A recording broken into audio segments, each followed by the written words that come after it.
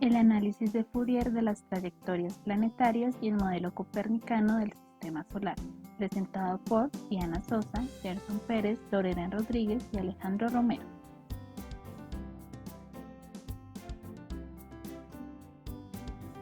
Los dos modelos más importantes del sistema solar que preceden a la mecánica de Newton y a su teoría de gravitación universal son los elaborados por Kepler y por Copérnico. La relación entre el modelo de Kepler y el trabajo de Newton es ampliamente discutida en todos los libros de texto. Sin embargo, la relación entre el modelo de Copérnico, que define la posición de los planetas en función del tiempo a partir de una superposición de movimientos circulares, y la mecánica de Newton usualmente se evita.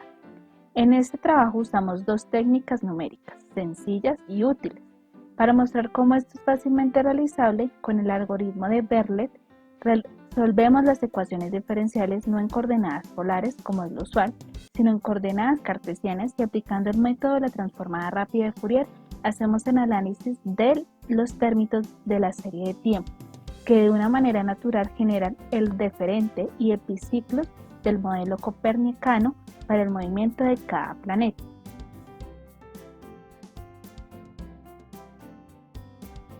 Nicolás Copérnico, el padre de la astronomía moderna, nació en la actual Polonia el 19 de febrero de 1473 en el seno de una familia rica de comerciantes. Estudió en la Universidad de Cracovia en 1491 a 1494.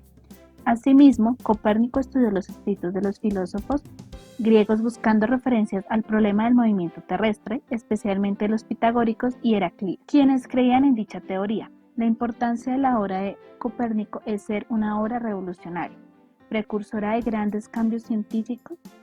Dicho carácter revolucionario no está solo en sus escritos, sino en poner en marcha unos caminos que romperán las barreras del pensamiento.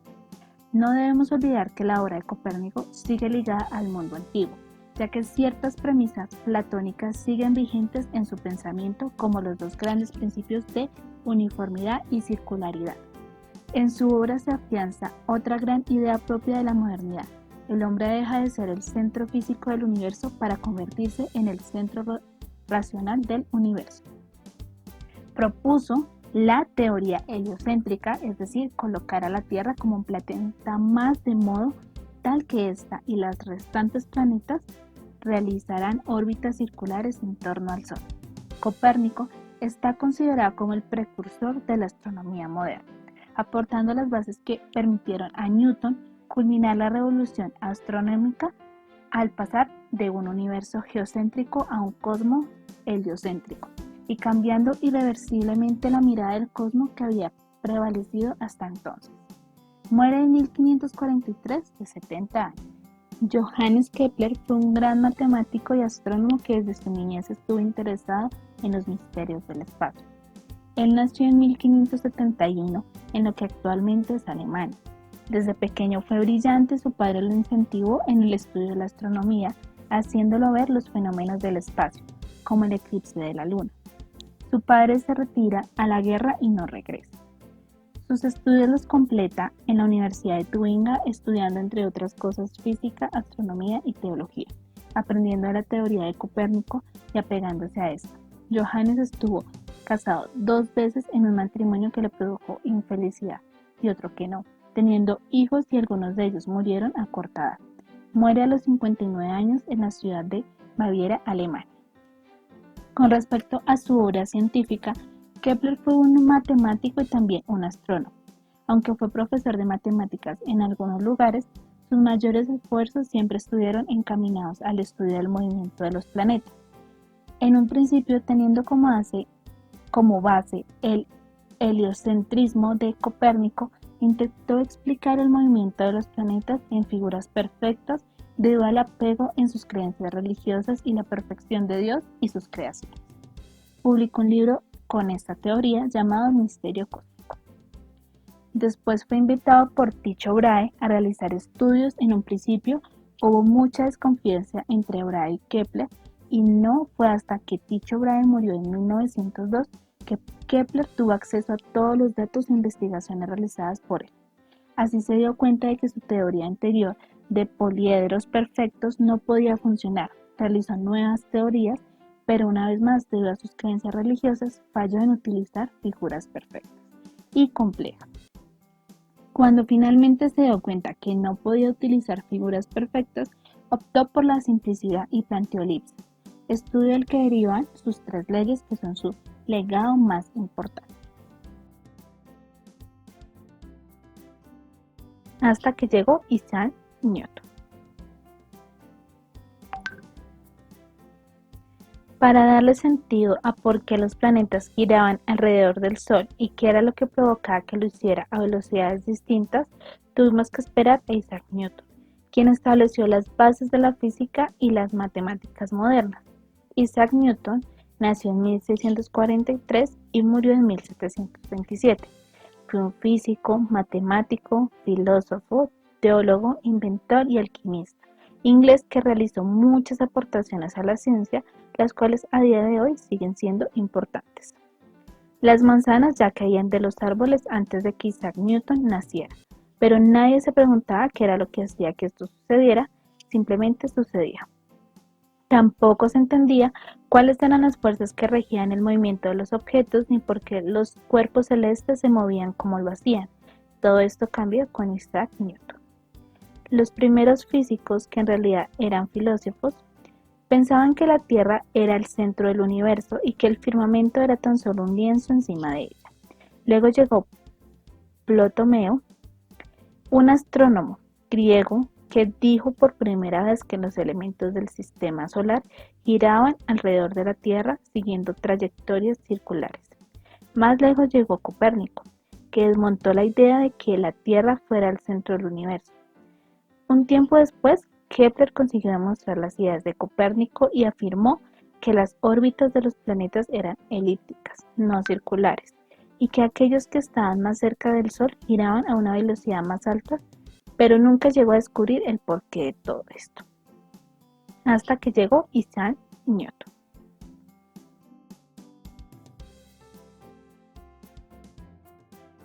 Gravitatorios que ejercen sobre otros cuerpos celestes.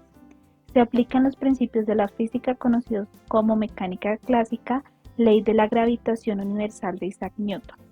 Estudia el movimiento de dos cuerpos conocido como problema de Kepler, el movimiento de los planetas alrededor del Sol, de sus satélites y el cálculo de las órbitas de cometas y asteroides. Es la ciencia que estudia el movimiento y las mutuas atracciones gravitacionales de los cuerpos celestes en el espacio. Círculo grande centrado en la Tierra o cerca de ella sobre el cual se mueve el epiciclo de un determinado planeta, en la teoría geocéntrica desarrollada por Hiparco y Ptolomeo. Epiciclo fue la base de un modelo geométrico ideado por los antiguos griegos para explicar las variaciones en la velocidad y dirección del movimiento aparente de la Luna y el Sol y los planetas. El filósofo griego Euteo, en el siglo V a.C., fue el primero que propuso un universo en el que el Sol, la Luna, los planetas y las estrellas giraban en torno a la Tierra siguiendo círculos perfectos. Luego de este modelo vino el modelo de Claudio Ptolomeo. Ptolomeo imaginó un universo en el que todos los cuerpos giraban alrededor de la Tierra, pero no describiendo círculos perfectos. En este modelo, los planetas realizaban pequeños movimientos circulares llamados epiciclos. Estos movimientos se realizaban alrededor de un punto imaginario que se desplazaba alrededor de la Tierra, corriendo un círculo perfecto que se denominaba deferente. Este modelo explicaba mucho mejor las posiciones de los planetas vistos desde la Tierra, en particular el movimiento retrógrado del planeta Marte. Años después, según las medidas tomadas por el astrónomo Nicolás Copérnico, las posiciones de los planetas se explicaban mucho mejor, suponiendo que estos girasen alrededor del Sol en vez de hacerlo alrededor de la Tierra. En el modelo heliocéntrico de Copérnico, los planetas describían órbitas perfectamente circulares. Aunque su obra tuvo un gran éxito, no podía explicar completamente el movimiento retrógrado de Marte. Años después de la muerte de Nicolás Copérnico, Tycho Brahe se interesa por el trabajo realizado por él. En un observatorio el cual le construyó un rey, Tycho Brahe se dedica a hacer mediciones y observaciones sobre los movimientos de los planetas. Es allí donde conoce a Johannes Kepler, un astrónomo bastante reconocido en el momento, con el cual deciden unir sus esfuerzos para entender el movimiento de los planetas, en especial el movimiento del planeta Marte. Es así como Kepler decide abordar entonces el problema de encontrar el modelo que pudiera explicar las observaciones de Bray, en particular el movimiento de Marte. Las observaciones habían encontrado que tanto el modelo geocéntrico como el modelo de Copérnico arrojaban errores. Luego de la muerte de Tycho Brahe, Kepler pudo tener acceso total a las observaciones realizadas durante varios años por Tycho Brahe. Al final, tras casi 9 años de intenso trabajo y miles de cálculos realizados, Kepler logró resolver el problema. Marte se movía alrededor del Sol siguiendo una elipse. Es así como conocemos las tres leyes de Kepler. La primera ley nos dice que los planetas mueven alrededor del Sol siguiendo órbitas elípticas, y en uno de sus focos se encuentra el Sol. La segunda ley de Kepler nos dice que los planetas barren áreas iguales en tiempos iguales. Finalmente, la tercera ley nos dice que el cuadrado del periodo orbital de un planeta es proporcional al cubo de su distancia media al Sol. Y es en esa tercera ley en la que se basa Newton para hacer su comprobación del problema de los dos cuerpos. Esto se da básicamente porque el Sol tiene una masa demasiado grande comparada con la de los demás planetas. Resulta ser el mismo número para todos los planetas que giran alrededor del Sol. Y luego lo dividimos por el cubo de la distancia más lejana que alcanza su recorrido, el número que nos da como resultado, que básicamente lo que quiere decir es que si le damos al cuadrado el tiempo en que da una vuelta al Sol y luego lo dividimos, el problema de los dos cuerpos consiste en encontrar cuál es el movimiento de estos dos cuerpos y cómo se afecta frente al otro. Considerando que tenemos dos cuerpos con una masa respectiva, el cuerpo 1 con una masa 1 y el cuerpo 2 con masa 2, estos cuerpos están interactuando gravitacionalmente el uno con el otro. Adicionalmente, vamos a escoger un punto referencial 0 en unas coordenadas x, y, z. La distancia entre los dos cuerpos va a ser de r vector.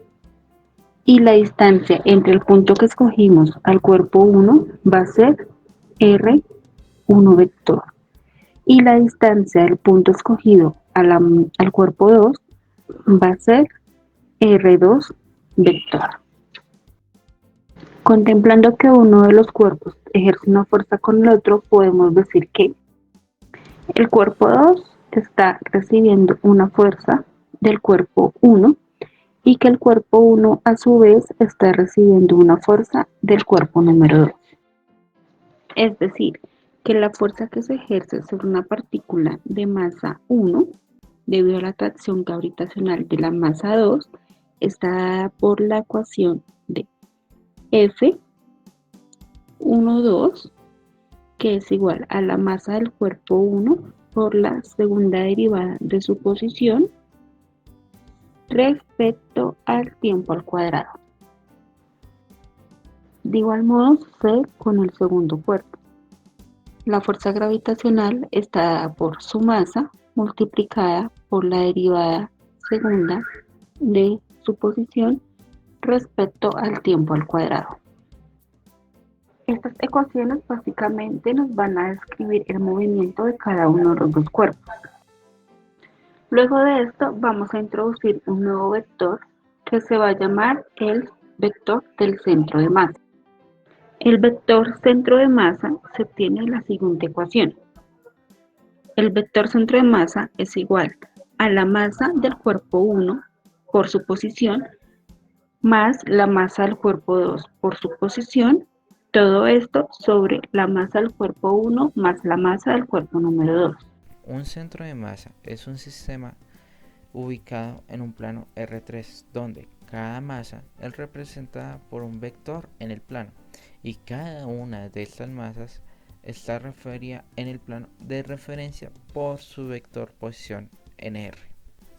El tiempo en un centro de masa se define como el vector posición en el centro de la masa, el cual sumará cada producto de masa por su vector posición m1 por r1 más m2 por r2, así sucesivamente hasta llegar a un mn por rn, y se dividirá por la sumatoria total de masas dadas en el plano.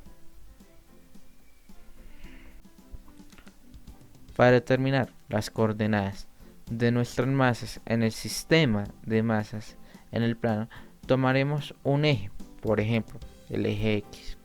A partir de ese eje, tomaremos nuestra masa por el eje X, dependiendo de donde esté ubicada la partícula o la masa dentro del eje X, sobre el total de la masa, el total de masas representadas en nuestro plano.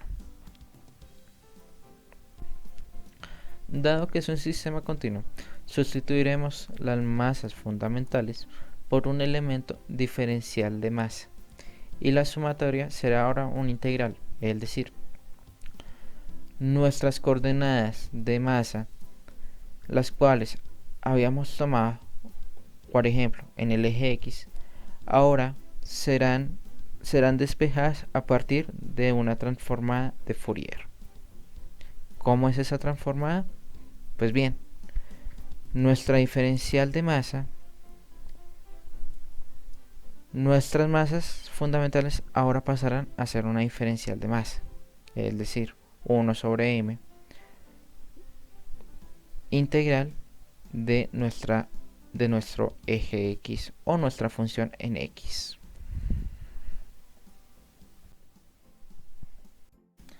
Para lograr describir la interacción de dos partículas en un campo central, recurriremos a la física clásica, a la ímpetu total del sistema, momento angular y la energía, es decir, nos valdremos de constantes en movimiento, primera integral, integral de movimiento o simetría dinámica.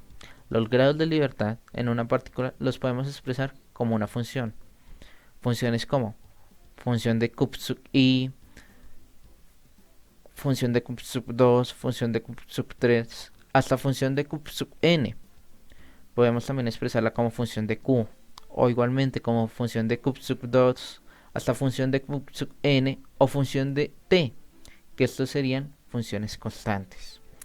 Q sub i será nuestro grado de libertad y t será nuestro tiempo. Así pues, recordar que cada variable es derivada con respecto a t, nuestro tiempo. Si el grado de Q sub i en un campo central es disminuido, este se reducirá haciendo que el movimiento del centro de masa cuente con coordenadas relativas. Para conservar la dirección del momento angular presentado por dos partículas que se encuentran interactuando en un campo central, se deberá eliminar la coordenada z, pues así el campo conservará la energía y se podrá determinar la misma mediante una última integral necesaria. Por ahora, eliminaremos la coordenada z mediante Euler y Lagrange, los cuales nos representan la siguiente ecuación. Ahora bien, m será nuestra masa reducida, r y θ coordenadas para el vector posición relativa. Nuestra función VR será la interacción de dos partículas r. Estas partículas r determinaremos su magnitud mediante R1 menos R2. Esto nos conducirá a dos funciones o ecuaciones diferentes, donde d de t será multiplicado por la masa menos r menos la masa por r por z al cuadrado más la derivada de nuestra función respecto a r. Esto será igualado a 0. Como segunda ecuación tendremos a d de t por m por r al cuadrado por z igual a 0, donde esta última representará la magnitud del momento angular. Ahora bien, hay que tener en cuenta. mr al cuadrado por z será constante. Este valor será constante. Si d de t por mr al cuadrado por z es menor o igual a 0, podemos deducir que las ecuaciones 1 y 2, las anteriores mencionadas, se encontrarán acopladas. Para poder desacoplar estas ecuaciones, resolveremos de la siguiente manera. Z será igual a 1 sobre mr al cuadrado. Debido a estos dos resultados, se ve necesario incluir la segunda ley de Kepler, debido a que esta nos permite obtener información sobre la velocidad de desplazamiento de un planeta, donde dA sobre dt es igual a r al cuadrado por z sobre 2 igual a 1 sobre 2m. Esto es una constante. Ahora, es posible determinar las soluciones de la ecuación 1 y 2 resolviendo el movimiento de un campo central. A pesar de ello, estas dos ecuaciones presentan acoplamiento, es decir, tanto la ecuación 1 como la ecuación 2 intervienen entre sí. En otras palabras, hacen parte de un mismo sistema o ecuación. Para solucionar esto, iniciaremos con la ecuación 2, debido a que cuenta con una constante. Denominaremos a mr2 mr al cuadrado por z con la letra L minúscula, dando como resultado la siguiente ecuación. Realizando la misma sustitución en la ecuación 1, obtenemos que m por la aceleración del cuerpo menos L al cuadrado, la cual es nuestra constante, sobre mr cúbica más la derivada de v respecto a r será igual a 0. Ahora bien, r será nuestra aceleración del cuerpo, L nuestra magnitud del momento angular constante. La ecuación de segundo orden obtenida será necesaria para aplicar una integral de movimiento más. Así pues, utilizaremos la energía simétrica dinámica de la función de Lagrange. Esta constante de movimiento corresponde a la simetría dinámica de la función de Lagrange o de la de Hamilton con respecto a las traslaciones del origen del tiempo. Peralta a Calles y Yepes, 2002.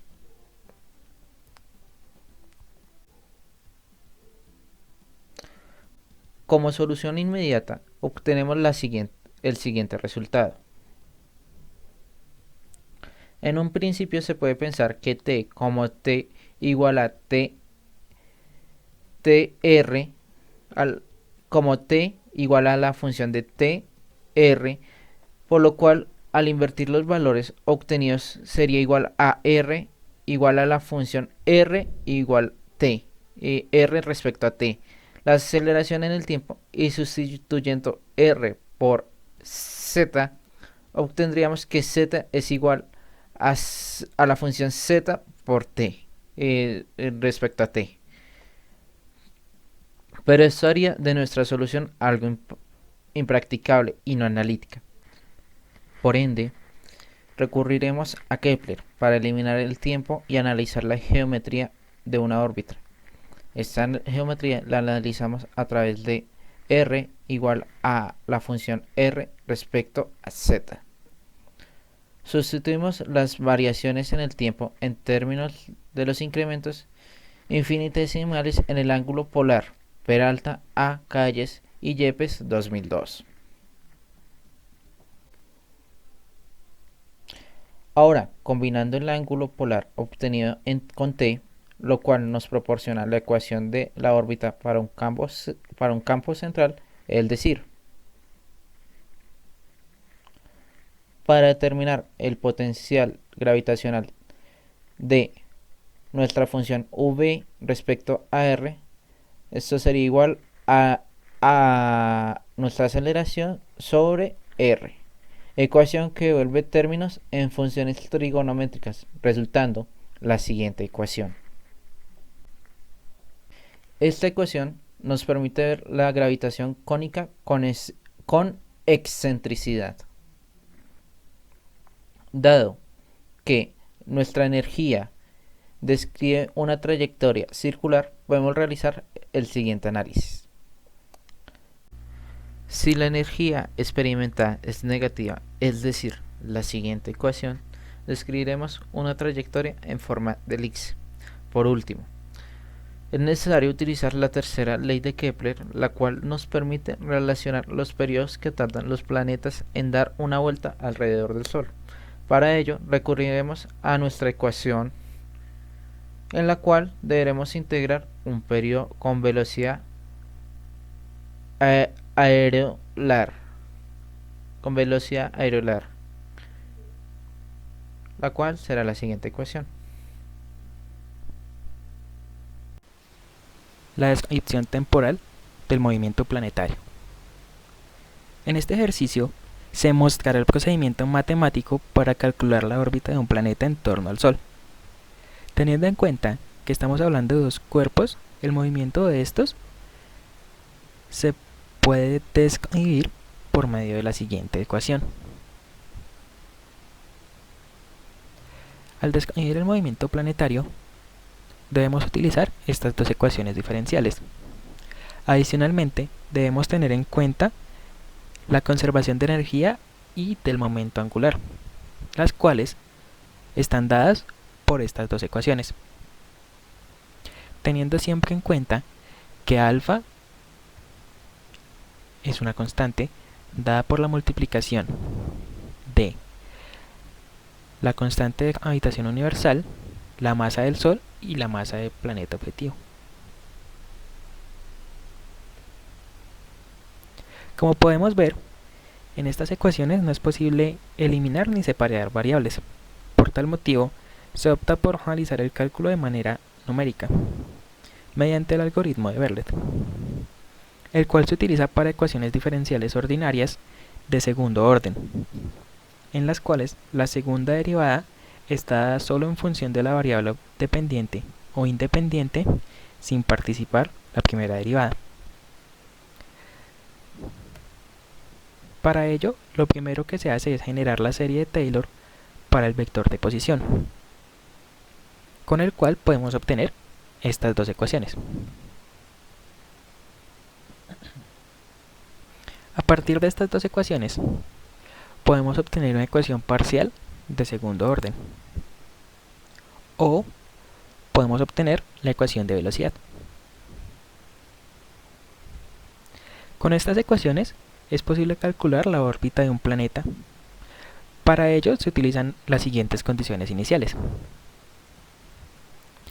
Estas condiciones permiten eliminar algunos factores de las ecuaciones, pero aún así, al utilizar el algoritmo de Verlet, se obtienen series difíciles de analizar e interpretar. Por este motivo se tendrán en cuenta las siguientes propiedades. Primero, el movimiento es periódico con un periodo t sub p. Segunda propiedad, ya que x de t y y de t tienen el mismo periodo, la trayectoria no tiene lóbulos y no es abierta.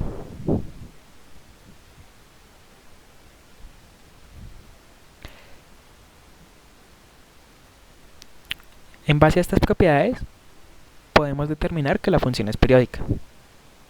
Por tal motivo, se utilizarán las series de Fourier para describirla. Tenemos entonces la fórmula de las series de Fourier. Esta fórmula puede simplificarse mediante la frecuencia angular. La frecuencia angular es 2 veces pi por la frecuencia, o lo que es lo mismo, la frecuencia angular es igual a 2 veces pi sobre el periodo. Teniendo entonces, al final, esta nueva serie de Fourier, que es exactamente equivalente a esta de acá.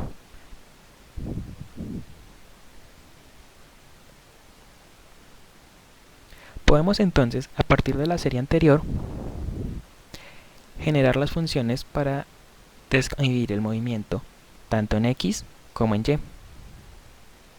Tendríamos entonces esta serie para el movimiento en X y esta serie para el movimiento en Y. Teniendo en cuenta que la frecuencia es igual para las dos, tanto para X como para Y, que la trayectoria no es abierta y la simetría respecto al punto absidial, podemos concluir que las constantes a sub n, d sub n y c sub 0 son iguales a 0.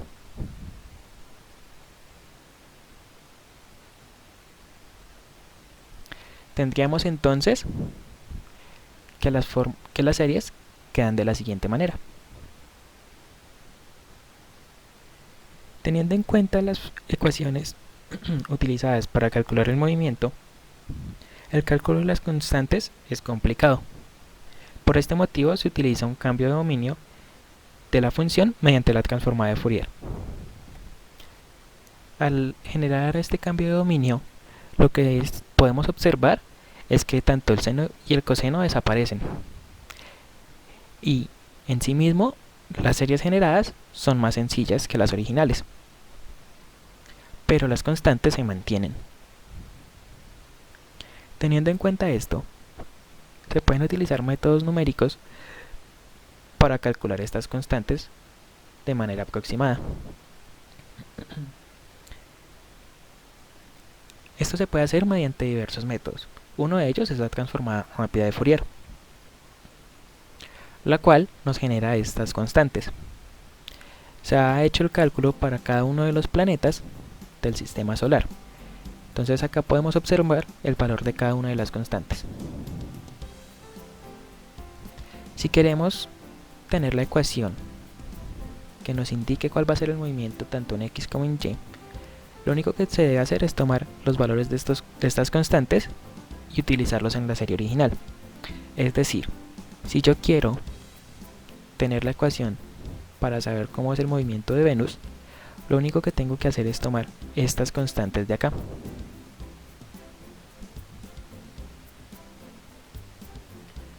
Entonces tendríamos al final estas dos ecuaciones, en las cuales en la ecuación x de t, o la posición en x respecto al tiempo, podemos observar que el primer término nos muestra un desplazamiento entre la distancia del centro de la elipse y Venus, mientras que estos dos términos de acá nos muestran movimientos armónicos. Si observamos la función y de t, podemos observar que solo hay movimientos armónicos y que son muy similares a los x de t, a los de x de t. Entonces, podemos decir que el movimiento de Venus es prácticamente igual a un círculo.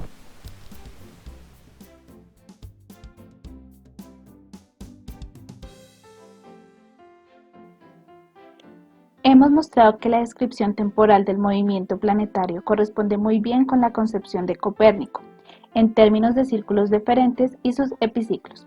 Esta concepción es mucho más aproximada cuando el planeta tiene una excentricidad pequeña. Mostramos también que con muy buena aproximación es posible escribir la solución temporal en el sistema de ejes cartesianos como una pequeña serie de términos armónicos que permite calcular la posición de un planeta en cualquier instante del tiempo.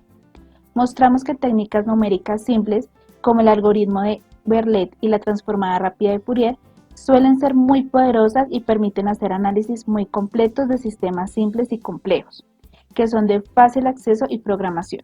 Por último, hacemos notar que estos sencillos métodos numéricos, junto con la creciente capacidad de cómputo, son de gran ayuda en la enseñanza de la física, pues permiten analizar los problemas solubles de otra forma y permiten resolver y analizar otros problemas interesantes que no se plantean usualmente en los libros de texto por no tener solución analítica.